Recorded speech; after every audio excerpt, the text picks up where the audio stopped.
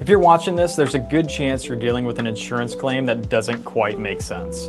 And the question you're probably asking is, what can actually be proven? Today we'll dive into it. Well, the reality is this: most fraud isn't obvious. Well, for the most part. It's not someone doing something dramatic, it's usually small inconsistencies, things that don't line up over time.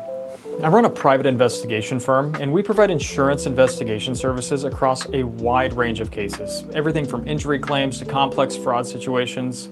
And as an insurance private investigator, I can tell you that the difference between suspicion and proof almost always comes down to details. So let me walk you through how this actually works, and more importantly, how you can start thinking about your situation the right way. When people hear investigation, they usually think surveillance, and yes, that's a big part of it.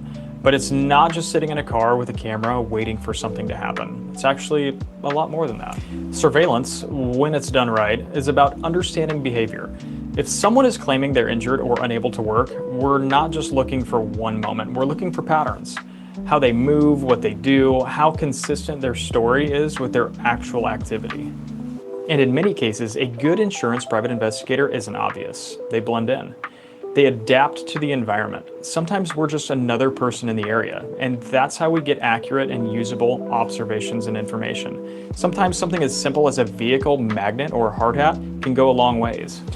But surveillance is only one piece of insurance investigation services. The other side is breaking down the claim itself, looking at statements, timelines, medical claims, reported limitations, and then comparing that to what's actually happening in the real world. Most cases don't fall apart because of one major lie. They fall apart because the details don't match when you start putting everything together. Another important piece that people overlook is pattern analysis. We look at background information, prior claims, employment history, financial pressure, because fraud tends to repeat itself in one way or another. And when you step back and look at the full picture, you start to see things you wouldn't notice if you were only focused on one incident. Now here's the important part, and a lot of people don't hear this enough. Not every investigation proves fraud, and that's a good thing. Because the goal of an insurance investigation or insurance investigation services isn't to force an outcome, it's to find the truth. Sometimes that means confirming something that is legitimate.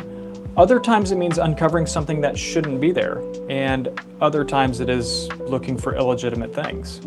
Either way, you end up with clarity, and that's what actually matters. So how do you know when it's time to bring someone in or hire a private investigator? If the claim doesn't match the behavior, if statements feel inconsistent, if the financial exposure is too high, or if you just have a gut feeling that something isn't right, that's when reaching out to a professional private investigator is probably your best bet. And here's the biggest mistake I see people make.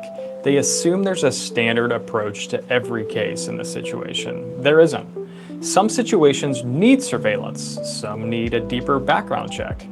Most require a combination of both, structured around what actually needs to be proven. At the end of the day, good investigations aren't about catching people. They're about understanding what's real and what isn't.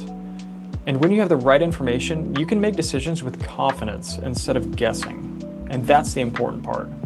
If you're dealing with a situation like this and you're not sure what the next step is, feel free to reach out.